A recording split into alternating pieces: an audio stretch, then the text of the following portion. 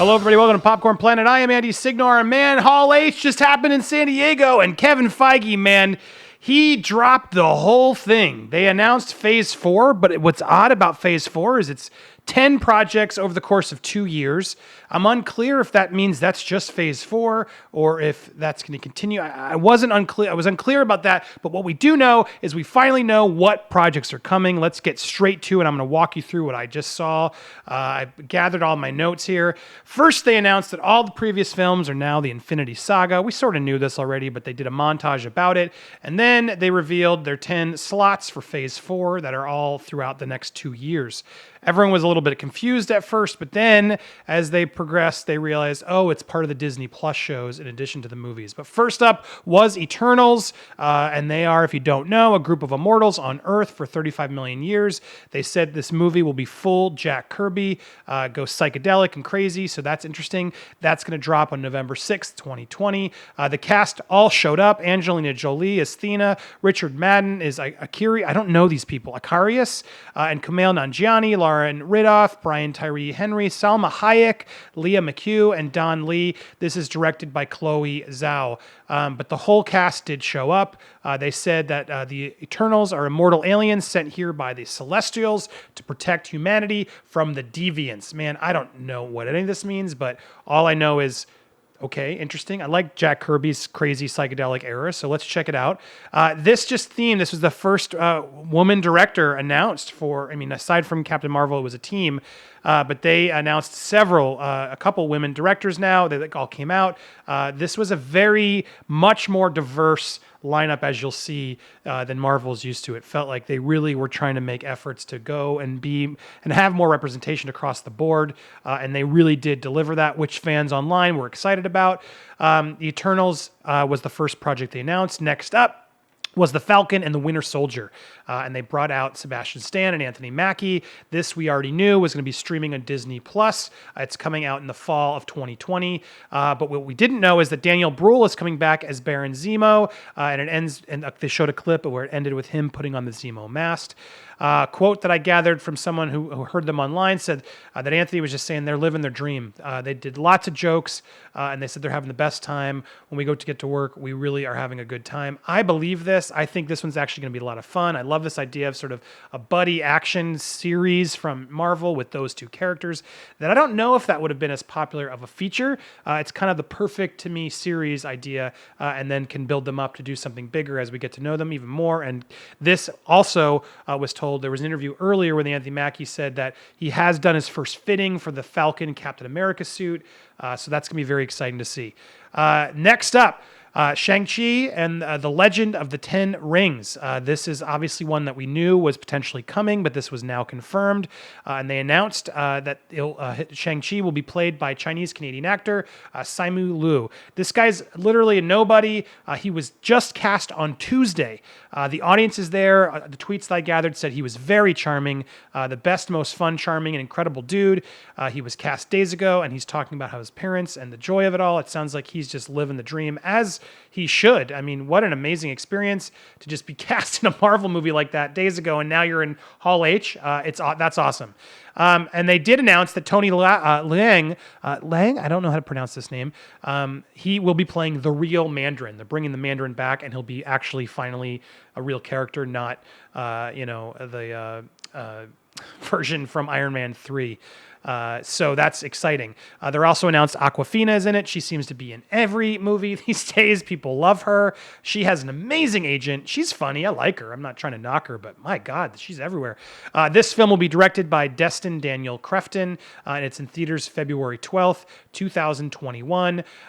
Cool logo. If they do this one with real kung fu and they go full in, like sort of with the action of Captain America Winter Soldier, then I'm excited for this one. I think that could be fun. That's something we haven't really seen.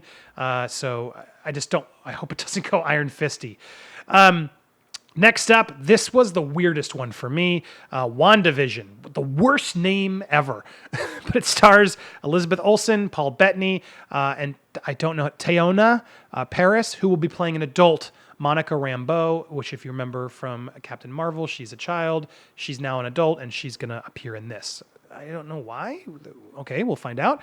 This will be also on Disney Plus in the spring of 2021. And as they got on stage, they told the fans that this show takes place after Endgame. And Feige said it's going to be very strange. So, I don't know about this one. I mean, I know they have a relationship in the comics. I guess I'm down for something crazy and weird. But this is this going to be so high budget? I'm very curious to see how these Disney Plus shows show when we start seeing footage. Are they going to go full on Marvel cinema movie budgets? Because that's going to be expensive, stretching that out over multiple shows. But there you go, WandaVision. Weird. Looks like the logo to Cars. Looks like the head ornament of a car. But interested to see more of this, but this one was the weirdest one for me. Next up, Tom Hiddleston came out. We knew this show too, but they finally confirmed and announced Loki, original series starring Tom, will be streaming on Disney. Tom said, "This is one of the most exciting creative territories I've ever come across. New challenges. I cannot wait to get started." As we know, this is more of a period piece, and from everything we've heard, it's sort of a quantum leap where he's going to jump through famous historical people. So that sounds intriguing. I love his character, and we remember, obviously, in Endgame, he got the Tesseract, and so that can justify where he went.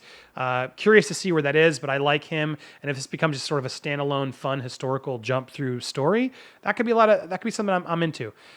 Cool logo, also. Really do dig that logo. Next up, this one. This was the first one where I'm like, ooh, okay. Doctor Strange in the Multiverse of Madness with Benedict Cumberbatch and Elizabeth Olsen coming as Scarlet Witch. She will be in this. Scott Derrickson is returning to direct this sequel, and it's coming to theaters May 7th, 2021. And as Scott said on stage, this will be the first scary MCU film. That's pretty exciting. Benedict Cumberbatch came out. I like that they're doing something different. It's scary. I like that they're going to introduce a multiverse of crazy stuff happening. I've never been excited for a Doctor Strange sequel. I got to be honest. I just thought, why? But this now intrigued me. I am intrigued, and I want to see more of this. I'm excited for Scott Derrickson to be back and take us to a new level and hopefully get us excited again about Doctor Strange. But yes, Scarlet Witch will be in this, and apparently WandaVision ties right into this film. So that's something big.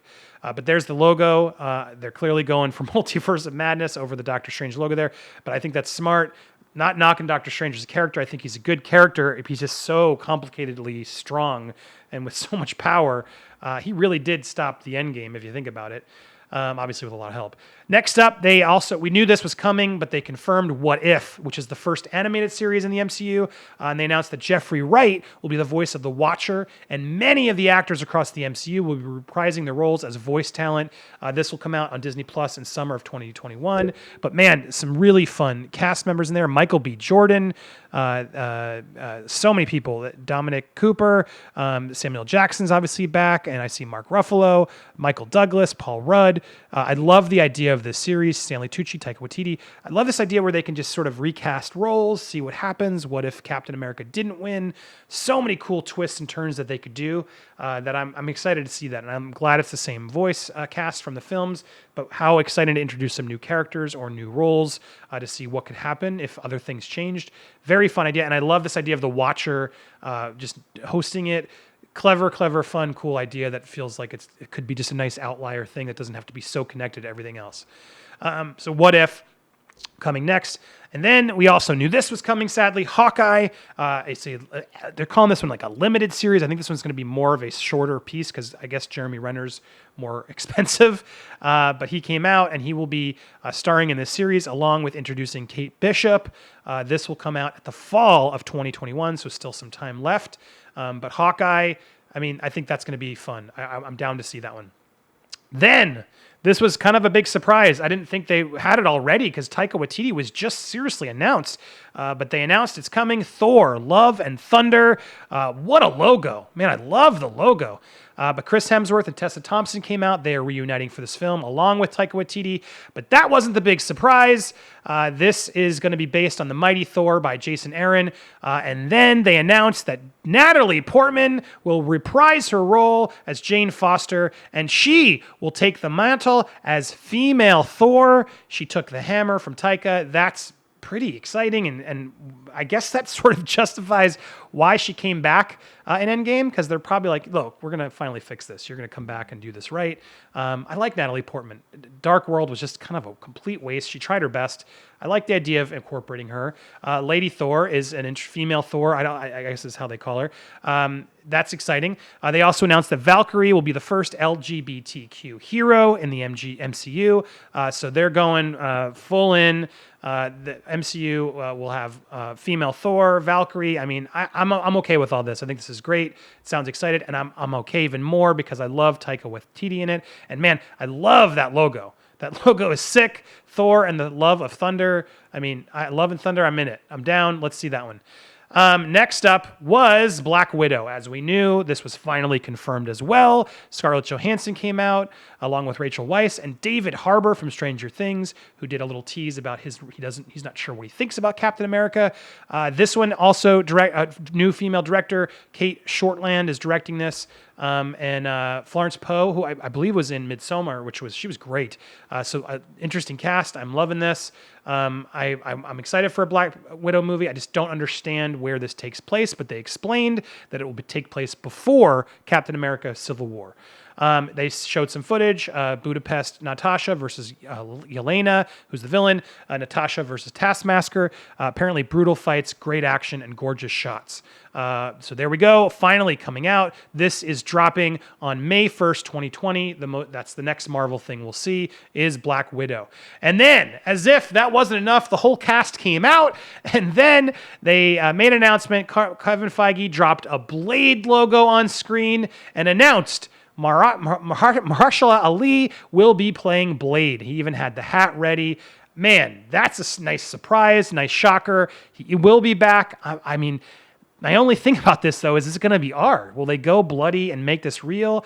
I'm very curious, but if you can't bring back Wesley Snipes, which maybe they'll bring him still back somehow, I want Wesley Snipes involved, but if you can't, Mahershala Ali is a fantastic second choice. He's just a fantastic actor. I don't care what you say. Everything he's done, from True Detective to the movie Green Book, he's just fantastic. I want to watch him. I enjoy watching him and everything he does. And him coming into the MCU as Blade, all right, that got me a little pumped. That was the biggest news. They dropped everything there. They showed the whole cast. And then Kevin Feige did tease that also in the pipeline, Black Panther 2, Captain Marvel 2, Guardians of the Galaxy Volume 3, and he finally admitted Fantastic Four and Mutants. That's what he said. He teased it. That is exciting to hear. I wish it was a little closer. But that said, this is a lot of content for the next 2 years. We still got, a lot more years to see stuff in development come to fruition. But they gave us a lot of reveals.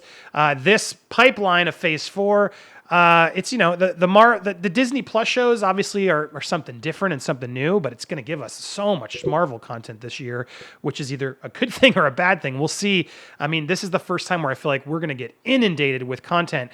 And will that water it down a little bit? Are we going to be so oversaturated this year?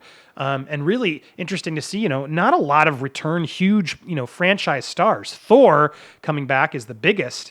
But I feel like everybody else, Doctor Strange even, it's a lot of supporting characters. Black Widow, okay, great. Eternals is probably the big star-studded thing I think they're hoping is going to be huge. But if you look at this, no Cap, no Iron Man, it's interesting. It's going to be interesting to see how all this plays out. The Disney Plus stuff, very curious to watch. I want to see those, how many episodes there'll be, how long, how big the budgets are. But from a movie perspective, we got Black Widow, Eternals, Shang-Chi, Doctor Strange 2, and Thor 4, all confirmed happening. Big announcements. There you have it. What do you think? Are you excited about this lineup? Do you think this delivered? I mean, I got to say, they did deliver. They brought out all these casts. They finally announced the titles. They did give us a lot of information, so I got to give Kevin Feige and Marvel props for finally delivering what we're going to expect. And all of this stuff is coming out in the next 2 years, so that's pretty exciting. That said, I will be honest. I mean, there's nothing there. It's like, woo, yes! I mean, Blade, I'm interested in that. Fantastic Four, Mutants, I'm interested in that. But TBD. Really, the one I kind of want to watch the most is Falcon and Winter Soldier. And I got to say, Doctor Strange Multiverse of Madness is intriguing me. But I got to see more from Shang-Chi, Eternals, WandaVision, What If, Hawkeye even, Loki. I got to see more from all these to get more excited. They're not just getting me excited from the titles alone. Thor, I'm excited what Taika Waititi's back. And that is where I stand. What are you most excited about? Tell me in the comments below. Check out the thread again. Check out this lineup again, and tell me what you think down below, which is the most exciting for you. What do you wish they'd announced? And is Fantastic Four being teased and saying it's in development? Is that good enough for you? It's kind of good enough for me. Tell me all your Marvel thoughts down in the comments below. Thank you so much for watching. I will be back this week with some exciting announcements. Thanks so much. Bye-bye.